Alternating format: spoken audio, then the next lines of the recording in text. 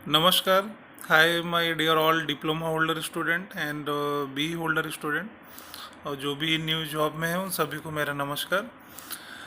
आज का ये जो मेरा वीडियो है ये किसी स्पेसिफिक सेक्टर को लेकर के तो नहीं बात करना है, स्पेसिफिकली फॉर उन स्टूडेंट्स के लिए करना है जो डिप्लोमा कर चुके हैं, आइदर जो बीई भी कर चुके हैं।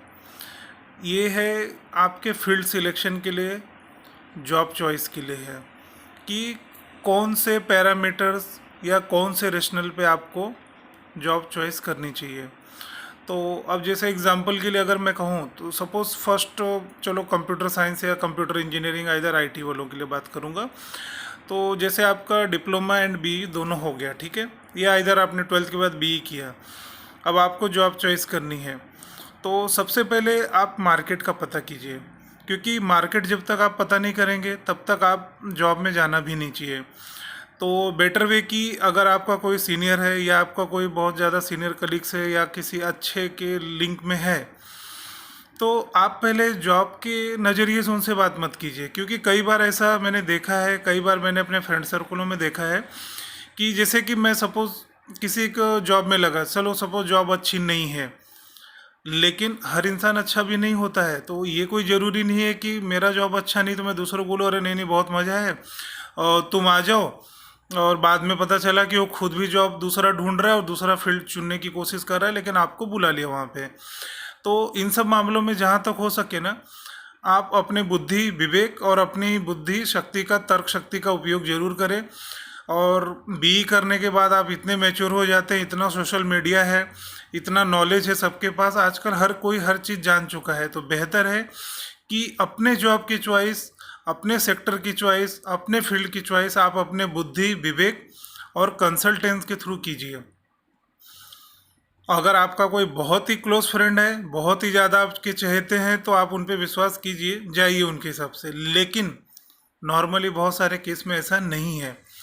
तो डायरेक्टली किसी के डिसीजन पे अगर कोई कहे कि नहीं नहीं आप इस फील्ड में आ जाओ बहुत अच्छा है, नहीं, ऐसा चॉइस मत कीजिए प्लीज़।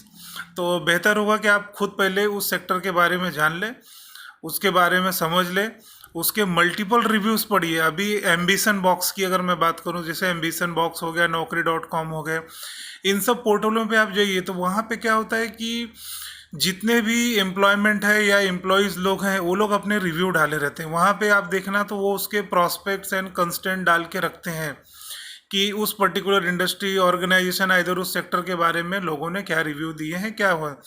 तो वहाँ से आपको एटलीस्ट ये तो पता चलता है कि what are going on there and what they are feeling, how they are surviving the situation, either they are enjoying the job।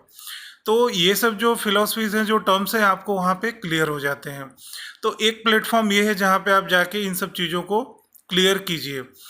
तो दूसरे भी और भी पोर्टल्स हैं जिन्होंने अपने अपने रिव्यूज़ डाले हैं, तो आप रिव्यू एक बार ज़रूर पढ़ के देखिए। मेरा रिक्वेस्ट है आप रिव्यू ज़रूर पढ़िए उस सेक्टर के बारे में या उस पर्टिकुलर जॉब का ऑर्गेनाइजेशन जो है उसके बारे में पढ़ के लीजिए। और अगर आपका कोई बहुत भरोसेमंद एम्प्लॉय है, पहले का सीनियर है, अगर आपको जानता है, आपको लगता है कि अगर आपके हित के बारे में सोचता है, तो आप उससे कंसल्ट कीजिए।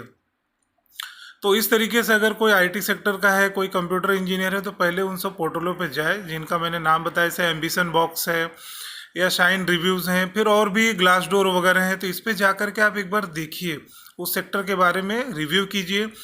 और यहाँ तक कि उसमें आप देखेंगे वहाँ पर वो लोग सर्विस के अकॉर्डिंगली सैलरी का भी डिस्क्रिप्शन देते हैं कि एवरेज सैलरी क्या चल रही है, मैक्सिमम क्या चल रहा है, मिनिमम क्या चल रहा है। तो ये सारे के वहाँ पे ग्राफिकल रिप्रेजेंटेशन दिए रहते हैं, ग्राफिकल वैल्यूज़ रहती है, कितने नंबर ऑफ एम्प्लॉयज़ ने वहाँ पे अपने रिव्यू डाले हैं, क्या उन्होंने प्रॉस्पेक्ट्स डाला है, क्या कंस्टेंट डाला है ऑर्गेनाइजेशन के बारे में, मतलब पॉजिटिव नेगेटिव बोल सकते हैं उसको। तो वो सभी आपको वहाँ पे दिखेगा और उनसे आपको काफ़ी हेल्प मिलेगा। तो बेहतर यही होगा कि आप अपने जॉब की चॉइस अपने कैलिबर के हिसाब से कीजिए। कभी भी ये मत सोचिए कि वो सक्सेस है तो मैं भी सक्सेस हो जाऊंगा, नहीं, ये कभी गलतफहमी मत रखिए आप। या वो बर्बाद हुआ उस जॉब में, नहीं चला है तो मैं भी हो जाऊं, नहीं, ऐसा नहीं है। आपको अपनी बुद्धि, अपनी तर्क शक्ति, अपना ज्ञान, अपना नॉलेज, अपनी पढ़ाई पे भरोसा होना चाहिए और बेहतर सजेशन को देखिए, लोगों को समझिए। और जो सोशल मीडिया है, जो प्लेटफॉर्म्स बने हैं जो रिव्यूज़ के लिए, आप उन पे जाइए, उनको देखिए और बहुत सारे कंसल्टेंसी भी हैं जो पर्टिकुलर किसी चीज़ के बारे में आपको बताते भी हों लोग। तो इन सब के थ्रू आप जाइए, वहाँ पे देखिए, तो ही आपको समझ में आएगा। नंबर ऑफ सॉफ्टवेयर कंपनी है, जैसे लोग बोलते हैं इन्फोसिस है, सत्यम है, फिर IBM है, उसके बाद और भी बहुत सारे हेक्सावेयर वगैरह हैं जिनके बारे में, जिनका नाम मैं जानता हूँ। तो ये सभी के आप जाके वहाँ पे पहले उनके पोर्टफोलियोज पढ़िए, वहाँ पर आपको समझ में आएगा किस टाइप की जॉब आप चाहते हैं। वहाँ पे मल्टीपल जॉब की टाइपिंग लिखी रहेगी, मतलब डेटा इंजीनियर, सॉफ्टवेयर इंजीनियर है, सिस्टम इंजीनियर है, सिस्टम एनालिसिस्ट है, या उसके नीचे और भी है, इंस्पेक्शन वाले हैं, कोडिंग वाले हैं, प्रोग्रामिंग वाले हैं। तो सभी के बारे में आपको देखने को मिलेगा, सभी के बारे में आपको सोचने का मौका मिलेगा। Then you have to decide कि आपको करना क्या है। अगर आपको पैसा प्रायोरिटी पे है तो आप सैलरी देखिए, जो लोग सबसे ज़्यादा सैलरी दे रहे हैं तो आप उनको देखिए, फिर आप अपने आप को तैयार कीजिए उस हिसाब से कि भाई मुझे सिर्फ सैलरी ही चाहिए, तो ठीक है भाई, उसके लिए जो भी आपको कोर्स करना है, जो भी सपोर्टिंग रोल्स आपको और चाहिए तो आप उसको देखिए। अगर सिर्फ आपको जॉब की रॉयल्टी चाहिए, मज़ा चाहिए कि जॉब अच्छी हो, बढ़िया हो, भले सैलरी थोड़ी कम मिले, तो वो भी आप देख सकते हैं। किसी किसी को जॉब बहुत रिलैक्स वाली, आराम वाली चाहिए, तो वो ऐसी भी जॉब वो लोग देखते हैं, तो आप वहाँ पे सब चीज़ देख सकते हैं, आपको काफ़ी हेल्प मिलेगा। तो इस तरीके से चाहिए तो कंप्यूटर इंजीनियरिंग, कंप्यूटर साइंस और जो IT के लोग हैं, ये तो सेल्फ बिजनेस भी चला सकते हैं, इनके पास बिजनेस के लिए भी बहुत स्कोप है। जैसे बहुत लोग कंप्यूटर का बिजनेस करते हैं, बहुत लोग प्रोग्रामिंग का बिजनेस करते हैं, बहुत लोग वेबसाइट वेब डिज़ाइनिंग का करते हैं, कुछ लोग सॉफ्टवेयर्स बना बना करके भी लोकल इंडस्ट्रीज़ में जाते हैं। वहाँ पर जैसे कोई उनकी मशीनरी है, अब सपोज़ मेरी एक इंडस्ट्री है, अब वो मशीन मान लीजिए कि मेरी मैनुअल चल रही है, अब मैं सोचता हूँ चलो उस मशीन पे कोई ऐसा सॉफ्टवेयर बैठाऊँ कि बहुत सारे काम मेरे आसानी से हो जाए और मैन पावर का इन्वॉल्वमेंट थोड़ा सा कम हो जाए, मतलब ऑटोमेट सिस्टम चलना चालू हो जाए। तो मैं क्या करूँगा, मार्केट में गूगल के थ्रू सर्च करूँगा कि भाई इस रिलेटेड कौन सॉफ्टवेयर बना रहा है, कौन ऑटोमेशन डिज़ाइन कर रहा है, या उससे रिलेटेड कौन सॉफ्टवेयर डिज़ाइनर है, तो मैं उनको पता करूँगा, फिर कॉल करूँगा, अपने इंडस्ट्री में बुलाऊँगा, उनसे डील करूँगा, फिर पैसे का डील होगा, और जब सब चीज़ क्लियर हो जाएगा तो फिर एक टाइम ऐसा आएगा कि मैं उन्हें 2-5 लाख 10 लाख जो भी उनका रिक्वायरमेंट होगा, निगोशिएशन करके एक डील बनाया जाएगा, और वो डील के तहत फिर वो सॉफ्टवेयर मुझे प्रोवाइड करेंगे। अब यहाँ पे क्या होगा, मैंने सॉफ्टवेयर परचेस कर लिया, यूज़ करना चालू किया, अब उसमें कभी फ्यूचर में इशू आया तो ऑब्वियस सी बात है, वारंटी तो 1 साल की मिलेगी। उसके बाद मैं उसी सॉफ्टवेयर वाले डिज़ाइनर से ही हेल्प लूँगा ना, तो वो चार्जेबल बेस पे मेरे पास आएगा, मेरे मशीन का सॉफ्टवेयर रिपेयर करेगा, या जो भी उसमें प्रोग्राम चेंज करना है, कोड करना है, जो भी डेटा लेडर डायग्राम वगैरह जो होते हैं प्रोग्रामिंग लैंग्वेज के या मशीन लैंग्वेज जो हो, सब वो करके अपडेट करके बाकायदा सॉल्व करके मुझे देगा, तो मैं उसको चार्ज दूंगा। तो कहने का मतलब क्या, आज आपने एक सॉफ्टवेयर बनाया और किसी इंडस्ट्री को सेल आउट कर दिया, तो बाद में आप उसको उसके मेंटेनेंस में और उसके मॉडिफिकेशन में आप, और जब कभी आप अपना उस सॉफ्टवेयर का वर्जन अपडेट करेंगे तो ऑब्वियस सी बात है, इंडस्ट्री भी उस अपडेटेड वर्जन के लिए आपसे फिर से पैसा दे के आपसे अपडेटेड वर्जन लेगा या वर्जन अपडेट करवाएगा।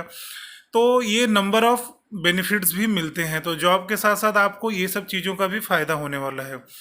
तो जो भी कंप्यूटर साइंस वाले, IT वाले हैं, या जो कंप्यूटर से रिलेटेड BSc हैं, IT हैं, इंजीनियरिंग वाले हैं सभी, तो उनके लिए काफ़ी बड़ा अच्छा स्कोप है, क्योंकि उन लोगों को मैं डील कर रहा हूँ।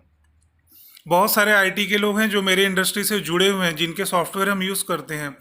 तो उन लोगों को, वो लोग, उन्होंने भी BE IT, BE computer, BE software से पढ़ाई की है, लेकिन they are not doing job. वो इसी बिजनेस में उनको अच्छा लग रहा है, इसी से पैसा कमा रहे हैं और उनको अच्छा लग रहा है, तो they are happy with that. So यहाँ पे मैं ये रिक्वेस्ट करूँगा कि अगर ऐसा कुछ है तो आप इसमें भी स्कोप लीजिए, इंटरेस्ट लीजिए, अच्छा फ़ायदा है, अच्छा होगा। और बहुत लोगों को मैंने देखा है, जैसे कि अभी हमारे प्लांट में बैनर वगैरह लगाने रहते हैं, कुछ स्पेशल कोडेड शीट वगैरह लगानी है, तो उसके लिए भी हम उन्हीं लोगों को कॉल करते हैं, वो लोग आते हैं, डील होती है, पैसे का बात होता है, कोटेशन मिलता है, फिर परचेस ऑर्डर बनाया जाता है, और उस चीज़ों को हम लेते हैं, यूज़ करते हैं। बाद में उसकी जब जब उसमें इश्यूज आते हैं तो उनसे रिजॉल्व भी करा लेते हैं। मतलब इनिशियली तो एक बार जो पेमेंट हो गया, लेकिन उसके बाद उसका रख रखाव, मेंटेनेंस, फिर उसमें कुछ वर्जन अपडेट हुआ सॉफ्टवेयर में, तो सारी चीज़ें वो करते रहते हैं। तो कुछ कुछ IT वाले, सॉफ्टवेयर वाले, प्रोग्रामिंग वाले जो ये सब हैं, ये सब हार्डवेयर वाले, ये सब हमारे साथ लंबे समय से जुड़े हैं, मतलब 10-10 साल से जुड़े हैं। तो सोचिए, उनका बिजनेस तो अभी तक चल रहा है हमारे साथ। तो ये एक अच्छा स्कोप मैंने बताया कि जॉब के अलावा भी आप इन सब चीज़ों में स्कोप ले सकते हैं, और काफ़ी अच्छा ग्रोथ भी है।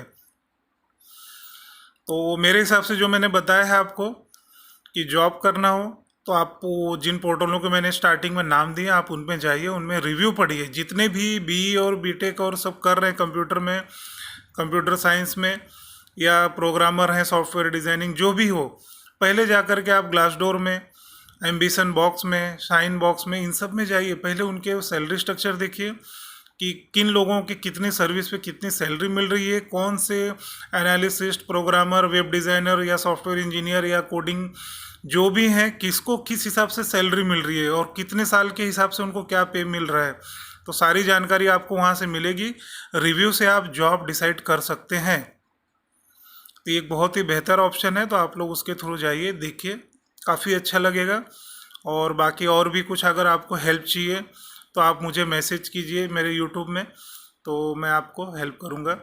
और एक रिक्वेस्ट है, मेरे इस चैनल को जो भी न्यू व्यूअर देख रहे हैं प्लीज़ उसे सब्सक्राइब कीजिए। जो बेल बटन है वहाँ पे नीचे उसको सब्सक्राइब कीजिए, तो मेरे जो भी वीडियोस आगे से आते रहेंगे सबका नोटिफिकेशन आपको आएगा और आप उसे देखते रहिए।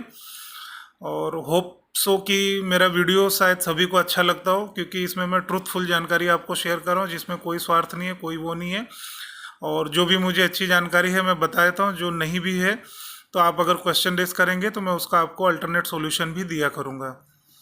और अगर आपको ज़रूरत है मेरे साथ कांटेक्ट करने की तो आप मुझे व्हाट्सअप कीजिए 9054661285 पे, तो मैं वहाँ व्हाट्सअप में भी आपके आंसर दिया करूँगा। तो अभी वीडियो कितना 11 मिनट ऊपर हो गया, तो प्लीज़ अभी मैं स्टॉप करता हूँ, ज़्यादा लेंथ नहीं बढ़ानी मुझे इसकी। तो चलिए, गुड इवनिंग, गुड नाइट मेरे ऑल सभी डिप्लोमा होल्डर, बी होल्डर या जो भी जॉब में, सभी को मेरा नमस्कार, गुड नाइट, शुभ रात्रि।